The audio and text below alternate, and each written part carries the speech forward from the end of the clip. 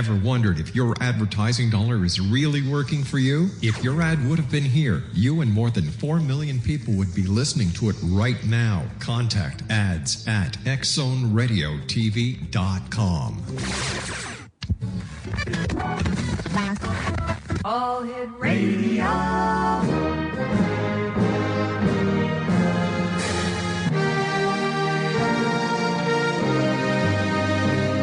Welcome to the X Zone, a place where fact is fiction and fiction is reality. Now, here's your host, Rob McConnell.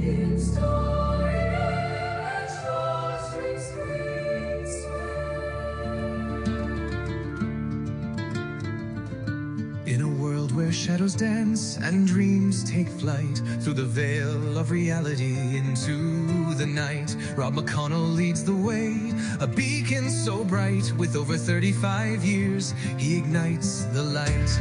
A voice from the north where whispers are bold, stories untold in the echoes of old. Fact meets fiction in this realm of delight, in the X Zone where dark turns to bright. Welcome to the X Zone, believe and be free, a sanctuary for truth that dare to be seen, where the line between realms gently blurs, in a symphony of voices the mind stirs, with Rob McConnell stories unfold, tales of the unknown that shimmer like gold. And good evening, one and all, and welcome to the X Zone. I am Rob McConnell, and we're coming to you from our broadcast center and studios in St. Catharines, Ontario, Canada, on the CanCom Broadcast Network and streaming around the world on classic1220.ca. If you would like to send me an email, xzone@xzoneradiotv.com, on all social media sites, it is xzone@xzoneradiotv.com. That's my email address. But on all the social media sites, it's XZone Radio. And, of course, here we are. Another hour, another wonderful guest, just for you, the members of the worldwide X Zone Nation. My guest this hour, X Zone Nation, is Lura Ketchledge, and her website is luraketch.com. And, Lura, welcome back to the X Zone. For all our listeners meeting you for the very first time, who is Lura Ketchledge? Well, Rob, I'm delighted to be on your show tonight. Thank you for the privilege. Who is Lura Ketchledge? I'd say a work in progress, a near-death experiencer, and an author. Now, you're telling me before we went on air that you've just recently retired, I believe you said. Well, I don't know if an author actually retires because there's thoughts and ideas always spinning like a tumble dryer in your mind about stories and things that you write. But for the most part, yes, well, I have retired. Good for you. My wife, Laura, keeps asking me, Robbie, when are you going to retire? And my answer is the same thing. Honey, when are you going to stop spending money? I tell her that's cause and effect. You spend the money, that's the cause, and the effect is me having to work. And she said, oh, okay. I hope you enjoy working. I said, thank you, sweetheart. You're a good husband. I try my very best, believe me. What inspired you to begin your work that you're doing today? And you've done so much over the years. Tell us more about what you've done and what inspired you. Well, it's funny, Rob. When I was a little girl, I used to watch the soap operas with my grandmother. She called them her stories. And I would always figure out the plot lines. And, I really had a good time doing that with her. I've always been interested in literature and movies, but I'm hopelessly dyslexic. And I'm a terrible speller. I never really thought of being a writer. I always had stories in my mind. And I used to tell them, when I would babysit kids, right? Which was fun. But it was after my near-death experience that, that shift, that core value shift. And later on, I was to actually dream my first novel. So I always say, if I hadn't had that horseback riding accident and been killed, I never would have become an author. So I have a little humor in there. Your near-death experience, how old were you when you had it? And can you explain to us what happened during your journey off the horse into wherever it is we go when we die? Yes, I can. I can describe it in words, but emotions, it's hard to vocalize the change or the experience. It started out a beautiful sunny day in Centerville, Virginia. I went horseback riding. Right. I was 19. I had just started to live. I had my first apartment, two boyfriends. Whoa, wait a minute. Hold on here. Oh, hold on here. Two boyfriends. One for each hand? What the heck were you thinking, woman? I wasn't married. I was single and I was 19. I know, but okay, never mind. I can... God bless you. I was just starting to live, and I bet. my Two gosh, boyfriends. I was, I can say now, I was a pretty girl. I was a model and bartending, and I just had, just was full of myself like most 19-year-olds are. So anyway, you were a fox. Past tense. Oh, a fox never dies, honey. A fox never dies. Do you know what the difference between a fox and a dog is? What? 5 Jack Daniels. All right, so much for the jokes. All right. I like that. You can use it. Well, the thing is, I got a horse that was above my abilities. I knew better. I still did it. I like to ride horses fast. So anyways, I was riding very fast back to the barn, racing these two other people two men that I had met on the trail, and my horse. Hold on here. Now, do you still have the two guys we were talking about before when you met these new guys on the trail? Oh, it wasn't romantic. I just buddied up. It never is. It was never romantic you whatsoever. just buddied up. Okay. All right, I'm getting a picture here. Come on, little fox. I think they were more interested in each other, shall we say. Anyways. Oh. But they were very nice young men, and we decided to race our horses back to the barn because I'd been riding for a couple of hours, and my horse hit a golfer hole, and and stumbled, and I went face first down into a ditch with rocks. Ooh. But I never felt the impact, Rob. Thank God. I left my body. Well, I knew I was going to fall. I knew I was going to get clobbered. And I had that, you draw in your breath because you know you're going to be hurt. I know that feeling exactly. Oh, and you cannot avoid it. Yep. But I was catapulted into another dimension, and I never hit the ground, mercifully.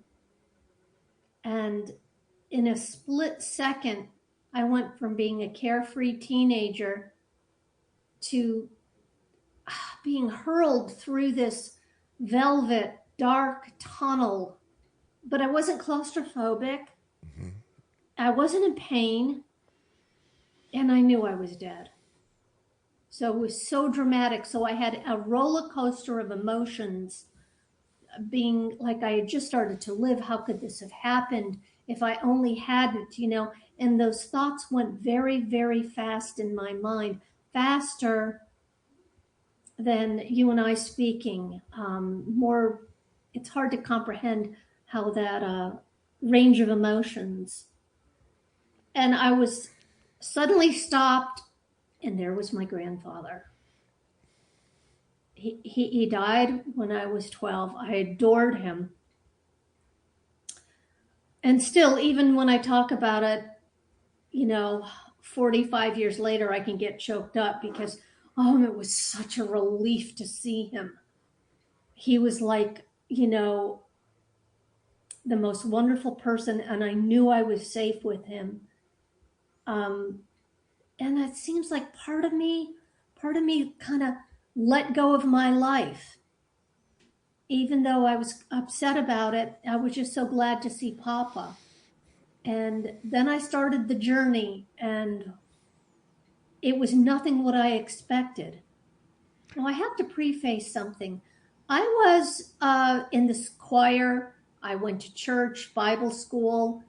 My parents were fairly religious Presbyterians, but I was shocked when I died how little I had been indoctrinated into organized religion, because when I was there, I didn't have a religious epiphany. I had a spiritual awakening, but organized religion didn't seem to be there, which was a big surprise. Do you think that it's possible that religion tries to get us to understand at a very basic level what spirituality is all about? It has to be. Also, remember, organized religion is in a controlled business. Yeah.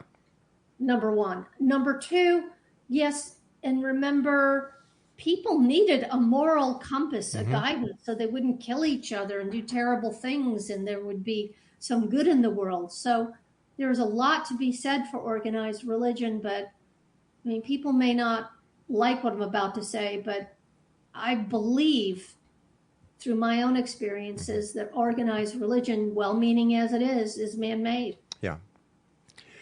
I agree with you 100%. And when you were talking about that feeling that you had as you were being pivoted from the back of your horse that went into the hole and sent you flying towards the ditch with the rocks, and you knew what was going to happen, and at that time you left your body before the point of impact. When I fell off the roof, I had the same experience. Except when I landed, I didn't have a near-death experience. I kind of laughed to myself because all I could think of was that TV commercial where you've got this lady, she falls and she says, help, I've fallen and I can't get up. And, Oh my gosh. and I think that different people handle this tragic occurrence or happening different ways. And I thank God that I just had the injuries that I had. It could have been a heck of a lot worse.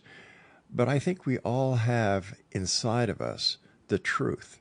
And at pivotal times in our lives, that truth comes to the surface. And we understand that there is so much more that we do not understand. But we do have the ability to bring it in. And when those who have passed on the other side come to greet us and send us back, it's because we have a mission to do. And like when we come back, I'm going to ask you about your mission, but I do have to take a commercial break here, so please stand by. Fascinating Lady Exonation. Our guest is Lura Ketchledge, and her website is luraketch.com. This is the X Zone. I am Rob McConnell, and Lura and I will be back on the other side of this break. So whatever you do, don't go away. And you're listening to us on the CanCom Broadcast Network and streaming around the world on classic1220.ca. Through the veil of reality into the night, Rob McConnell leads the way, a beacon so bright. With over 35 years, he ignites the light. A voice from the north where whispers are bold, stories untold in the echoes of old. Fact meets fiction in this realm of delight.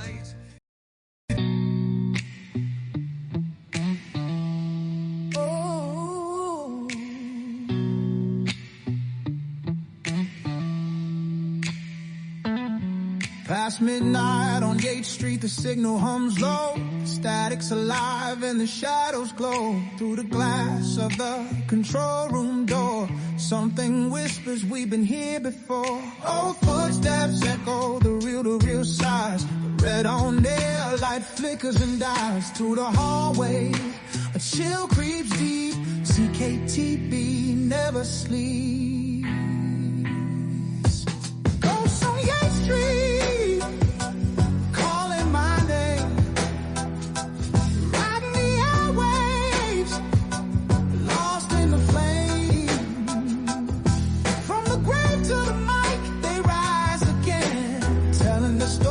Through static and rain, phantoms whisper where the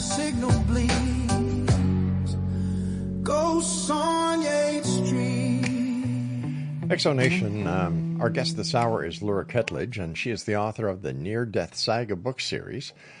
She has garnered much acclaim, appearing on CBS, ABC, Fox, and NBC News.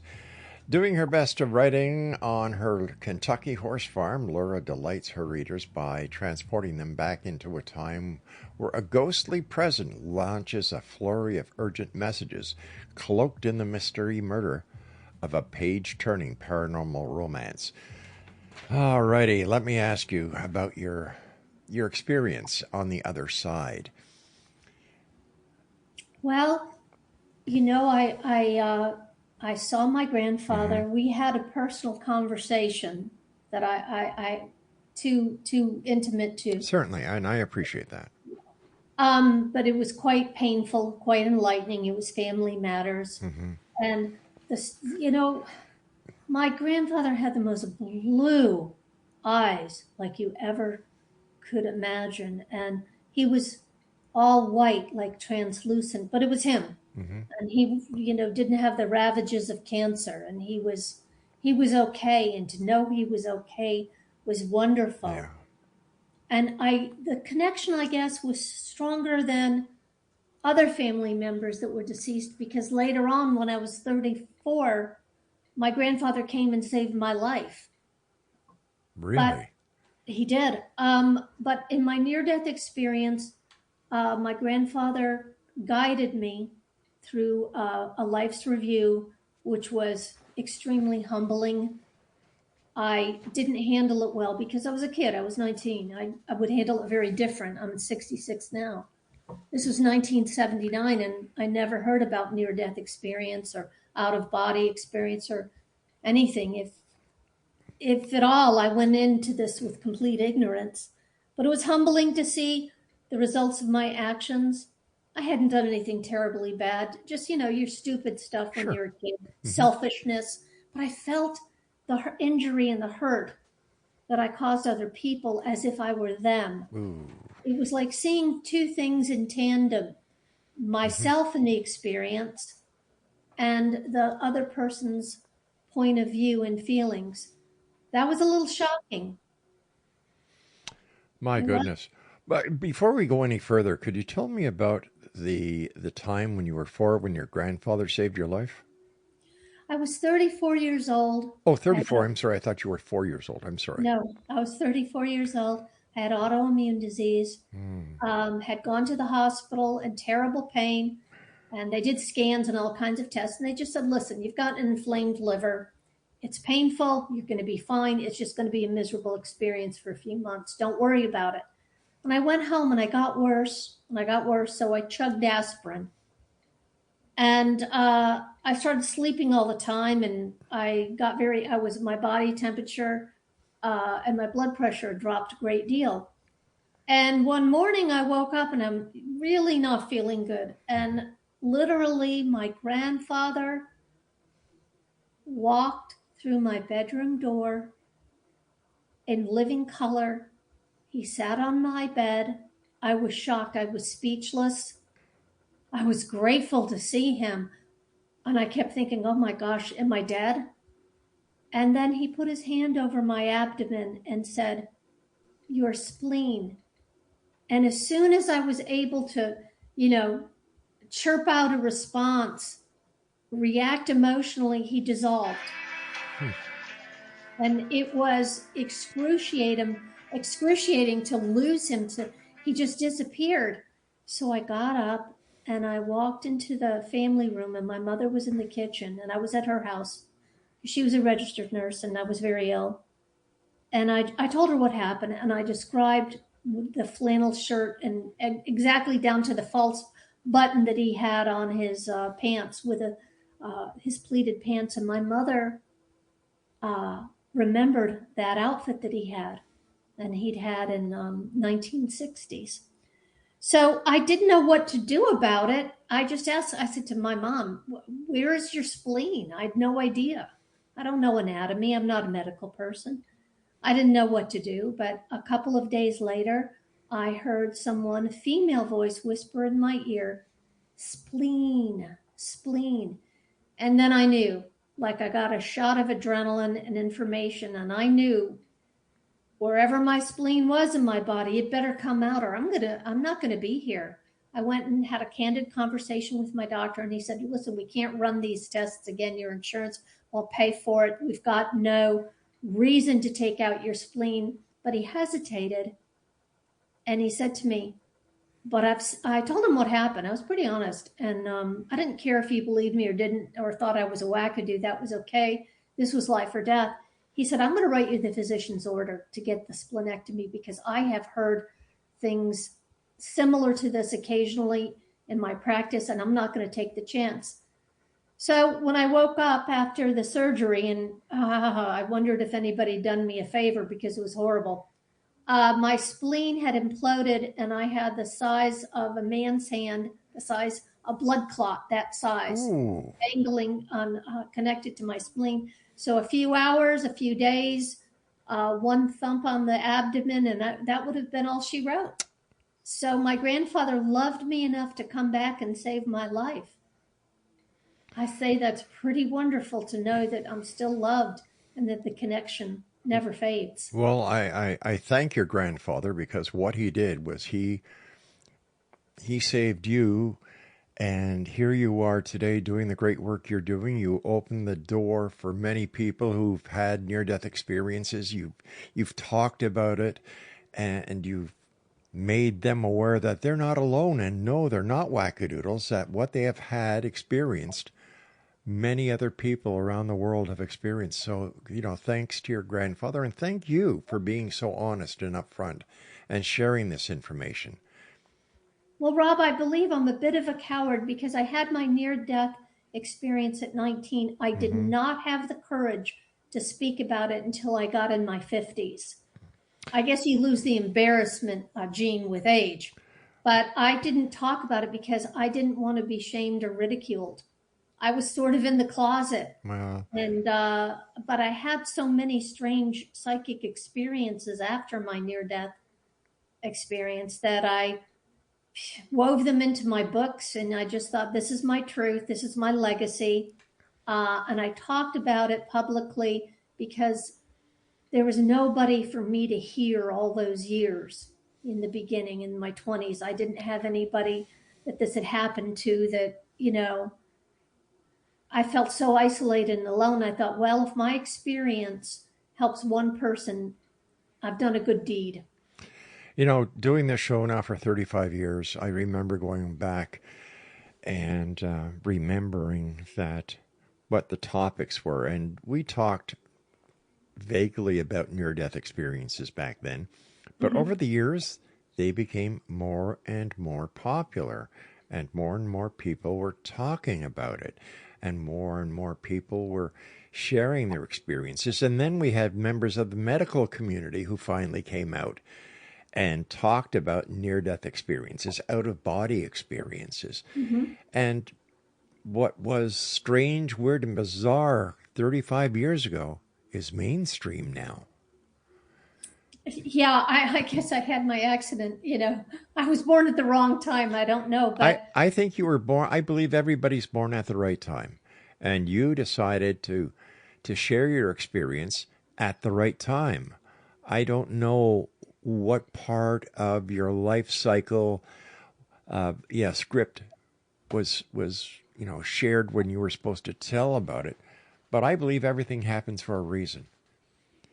And yes, what you've done over the years by sharing your experiences, that you've opened up a lot of eyes and hearts to what is on the other side, or if it is on the other side, because that's how we could only explain it. So don't think negatively about when you did it. You did it when you were supposed to do it. And look at all the people that you've helped over the years. I hope so. I get some interesting emails, and did this make me a better person? Probably not. I'm just more aware. But I do have to say it was humbling. I live my life with gratitude every single day. I'm more direct and sincere because of it. And I feel so blessed that I don't have that fear of the unknown, because experiencing something, it's not a belief, it's a known fact to me. Well, it's known fact to a million people around the world as well, my dear. So after you met your grandfather on the other side, and how did you feel? Did you want to come back, or was it your grandfather's No. idea that said you have to go back? Oh, I did not want to come back. No way. I did not want to come back. I had a life's review. I was told that I would have a very hard life when I came back. Nobody was exaggerating. I was shown these different steps, but into the afterlife. Mm-hmm. It was nothing that I was prepared for. I don't like the idea of reincarnation, but I believe it's a fact. I did make it to source, which was just, it blew my mind, because it wasn't what I thought it was. It was so much better. And to be at a place where you want for nothing, where it's just love, wrapped in a sea of love, floating in a sea of love. It was very difficult to come back, and I didn't have a choice about it. I wasn't a good sport. And when I was resuscitated and awoke, I didn't have kind thoughts. I was pretty ticked off, upset. I tried to talk to the doctor in the emergency room when I got there, and I was shamed and asked if I had taken drugs. And it kind of went downhill for me for a while, because I had gotten physically ill a couple of months later, and I had a hard time coping. I pulled it together, but eventually, but I was a lost soul for a while. All right, stand by. We've got to take our break at the bottom of the half hour. Fascinating story with a fascinating lady. Lura Ketchledge is my not only my guest this hour, but a good friend. And if you'd like to find out more about Lura, visit her website. Lura, that's Lura Ketch, KETCH.com. We'll both be back on the other side of this break. And you're listening to us on the CanCom Broadcast Network here in Canada and around the world. And of course, our good friends at Classic 1220 CFAJ AM, not FM, AM, here in St. Catharines. Stream us around the world on classic1220.ca.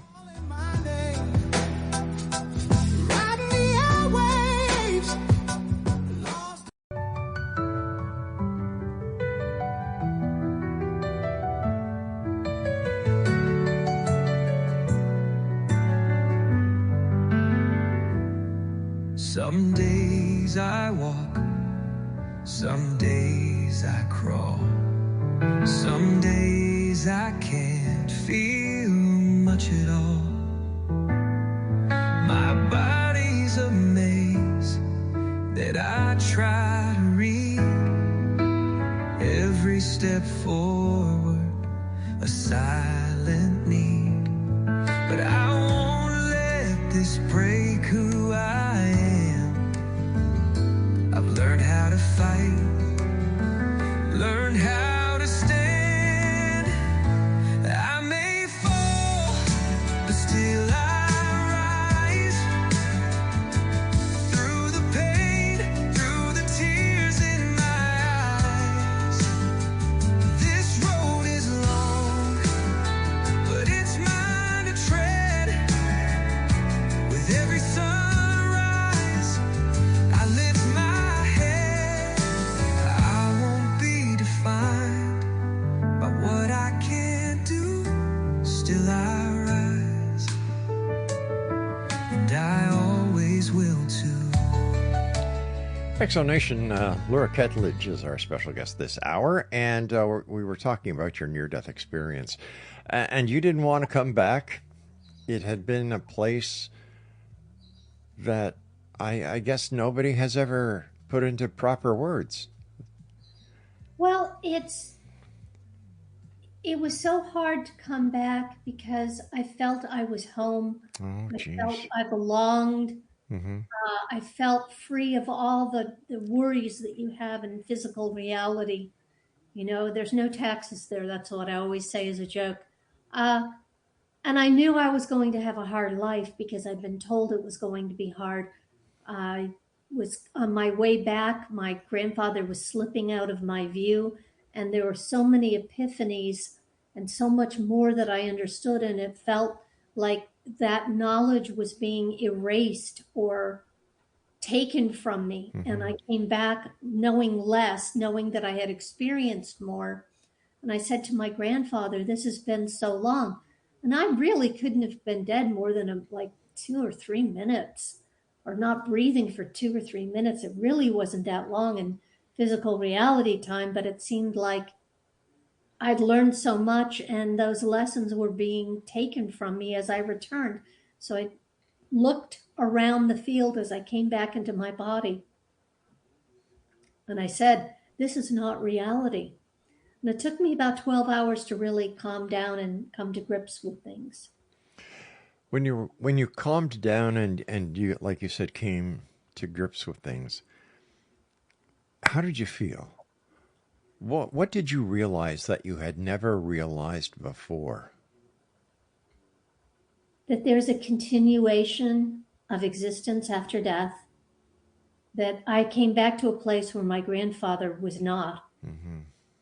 How was I going to tell his wife, my grandmother, what had happened? I eventually told her, but not right away. And then I thought, what is my purpose? Because stuff didn't mean a whole lot. Possessions, money, all the things that you think you should want growing up, that you're programmed to want, didn't seem to be very relevant or very important. You can't be poor and happy. You've got to have your basics. But my core values had shifted, and my emotions being a teenager didn't match. So I had a harder time. I kept it in. I tried to tell the doctor in the emergency room. I even went to a therapist who said, are you having a pity party because you broke your nose? Oh my God. So I really shut down for a couple of years. Luckily, I went to a therapist in New York City when I was 25, because in New York, who isn't in therapy? Anyways. And she said, read Robert Monroe's books. You get a grasp of things. Don't dwell on it, but just have a greater understanding and live your life. Best advice a person could give me. And I did. I talked it over with my sister, my grandmother, my mom, but not much more. I kept it really private because my core value was not what it was the day before the accident, thankfully. Do you think that, first of all, as you and I were talking before, I said I don't believe anything is a coincidence. I believe everything happens for a reason when it's supposed to happen. Do you think that the accident you had when you had and that near-death experience kind of set your life lesson and your life mission into progress? It set me right. It was the greatest gift I've ever been given. I do it again. I didn't really appreciate the broken nose and getting bashed. My body was pretty banged up. Yeah. But I didn't come out permanently injured. I came out a different person. And by 25, it really had settled in. I understood it. I had some, quote, paranormal experiences. I think you come back, not all of you comes back, because part of you, it's like you leave your heart there in many ways. I felt my values and my core self was just awakened, and it was a great gift that I had the accident. It was very humbling, of course, and I think that it did set my course. I never would have gone the direction like with the books or the movie I've done or anything like that if I hadn't had this awakening, spiritual awakening. What kind of paranormal experiences have you had since your experience, awakening? I was just a very middle class, teenager one day, and then After the NDE, some things started happening, not right away. Like I had a friend that passed away, an acquaintance really, and came to me after they died, and I was very shocked. I didn't know what it was. It came into my bedroom as the shape of like an orb, a soul that I could actually have a connection with and feel. Um, can communicate with. I had to go to my therapist and talk about that one a lot. And sadly, I had this wonderful aunt, Evelyn, that was just absolutely adorable. She was my great aunt, and she'd been sick in the nursing home for a long time. So I was at a relative's, and she came to see me. Now, I did not know that she had passed away. I did not know who had died, but she came in the room. I got up, jumped up. I was so startled. Thankfully, I was had a nightgown on. I ran through the house. I was so scared.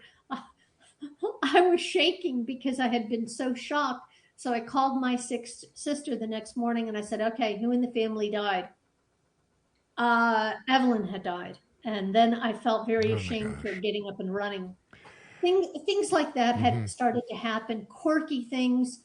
If you have some very slight paranormal or abilities, it's random, uncontrolled. It just happens in the oddest times, and when you want it to happen, it never does. And when it does, the message comes in sideways. I've just kind of given up, you know. But I think it really led to me being able to have a shared death experience when my father died in 2017. Do you fear death now? No, I hope it doesn't hurt on the way out. That's what I fear. And I hope I can accomplish the things I need to do before I pass.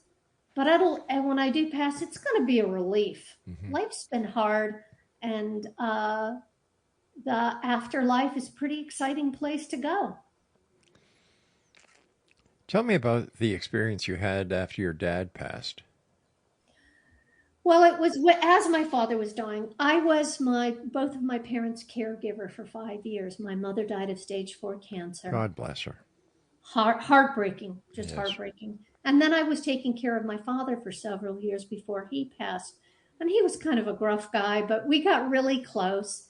I said, do you want me to explain some things that'll happen? We were preparing for his death with hospice. And nope, don't want to hear it. Nope. And I said, I respect that. But the night or the morning that he passed, Rob, this was very unexpected. I'd been up for like two or three nights with him, administering morphine. Luckily, the hospice nurse came to give me a break. At about 5 o'clock in the morning, I said to her, I've just got to lay down. Oh, I couldn't keep my eyes open. And I went upstairs and I fell asleep. And then all of a sudden, Rob, I was not in my room. I was in a car with my dad, and it was like black and white, no color, devoid of color. And we were driving, and he was driving. And I was in my grandfather's old car that I had not seen since 1964. I even forgot that he gave it to mom and dad. So I'm in this old car, and I'm looking at it and all the details, and it's hitting me. Oh my God, I'm in Grandpa's car. I can't believe I'm in Grandpa's car. And then I looked at my dad, and he wasn't sick. He was a lot younger. He looked good.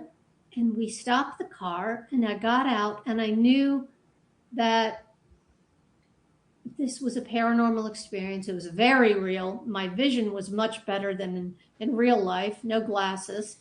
And my father picked up this, it looked like the phone book, but it wasn't a phone book. It was like a stack of papers. And he said he's canceling his life. And I looked at him, I said, you can't do that. I can't be alone. I'm not ready. And I kind of freaked. And he's like saying, it's going to be okay. And he ripped the stack of papers. And all of a sudden, I felt this thud like, and I'm back and sitting up in the bed, and I hear him doing that horrible gasping breathing that people do at end of life, Yes. that chain stoked breathing. And I run downstairs and like a bat out of hell, and he died in my arms. And he had given me this shared death experience. I didn't even know that that could happen, to tell me he was okay. What a great gift. It truly is. It truly is. You and I have to take our final break, but before we go, where are your books available? Well, they're all over, but on Amazon, I have audiobook, Kindle, the Near Death Saga. The first book is Near Death Connection. You can start with that if you're interested in a paranormal romance with a lot of action. And I explain the afterlife in a fictional story because that was my way to tell everybody exactly step by step what happens when you die and the after effects of near-death experience. And thank you so much for letting me come on your show. Oh, we're not finished yet. We have one more segment. Oh, okay. I just wanted to make sure people were ready and that they were going to get their pencil and paper out so that when we told them again where to go for your books, they'll be ready this time.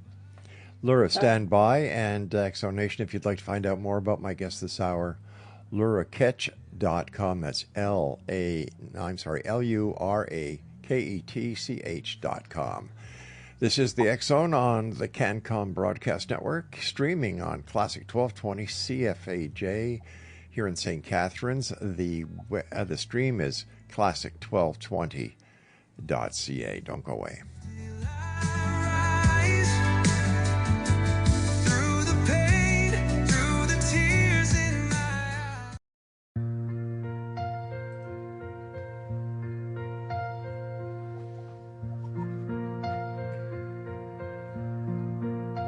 Where the mist rolls in from the river's bend, and the willow weeps for the long dead man. Cannon smoke and musket cries still echo under haunted skies. In the shadows by Queenston's hill, you can hear the marchers still, drums of doom and bayonets gleam, awakening soldiers from their dream. They rise from the ground when the moon turns pale, whispering names on a cold night's gale. Through the streets of Niagara on the lake they ride, ghostly eyes burning from the other side. Hear their boots on the And welcome back, everyone. Lura Ketchledge is my special guest. And Laura, thank you so much for joining us tonight. It's always a great pleasure talking to you. And I wish you continued success with your writing and the messages that you're getting out there to the people who have lost loved ones, who are mourning for the loved ones, that they are not as fortunate as so many people are who have the ability to make that connection with the loved ones on the other side. So thank you for all you do. Oh, it's just been wonderful to be on your show, and thank you for the privilege of having me. Do you think everyone has the ability to make that connection with the other side? I think it's possible. I think some people have more, almost like a genetic predisposition, like it ran in my grandmother's family. Therefore, some people aren't just going to have it. If you have a near-death experience, I think you've got more of an aptitude, but other people that have had it, it's just so random. It's hard to say. Tell us about the TV shows you've been on, expressing your experiences that you've had. I've been on My Ghost Story. That was a television show over 10 years ago. And I'm the only guest to be invited back to My Ghost Story Caught on Camera, which led me after that to Paranormal Night Shift, which was another reality show to recount my experiences. I had such well documented paranormal evidence taken by various ghost hunters that came out to my farm with Class A EVPs. You could see orbs in the video. So it was all submitted, and some of the stories and the things that had happened to me, and they had me on the shows, which was very nice. When you sit down to write, do you think any of the writing that you put down on paper is channeled from the other side? I have to really think that, because I didn't go to school for this. I was not a seasoned author that just decided to write books, but I sat down and I just knew how to do it. I didn't do it very fast. I misspelled a lot. I needed an editor, but I just knew what to do. And sometimes when I'm writing, I felt like I've done it before. I just wanted to express what had happened to me, how things work, the questions, the numerous questions people have. And this is my experience and kind of my truth. And it was really cathartic to get it out, to write about near-death experience, paranormal encounters, having someone come back and touch your life that you had loved so much and lost, and then they turn around and save your life, like my grandfather. And I touched on the subject of reincarnation. I've got a good general idea how it works. I don't really like the idea, but I think it's a reality. And so I was able to get my truth out. You seem to have a different opinion of reincarnation that I'm used to. So could you please explain your take on reincarnation? All right. To put it simply, okay, this is like the footnotes. When a soul comes into physical reality, you're here to learn different various lessons, numerous lessons. You can't do that all in one lifetime. I believe that the soul fractures into personalities, and the personalities go into different times in history. Some are born in the 1700s or the 1800s or now or in the future. And I believe, how does it really, as it sounds, that everything happens at once. Linear time is almost an illusion. It's true for us because we're in physical reality, but I think that you go into these lives and you learn these lessons, and then eventually, you return to, I guess you return to soul or the source, but you're a villain in one life. You're the hero in another life. You're poor in one life. You're the doctor that saves lives in another. There's all these roles that we play. So we've been the good guys and the bad guys in these lives, and there's a lesson to learn, and we bring that all together in source. And somehow there is a rhyme and reason to it that is incomprehensible to the human mind. Do you believe, well, it's obvious that you believe that we're more than just a physical being. Yes. How would you define what you believe we are? We are souls, individuals that are going through physical reality in order to learn lessons. That we're like tourists going through Disney World, picking up all these lessons, like you're taking Mr. Toad's wild ride through life, and then you come out the other side and you go back to your source.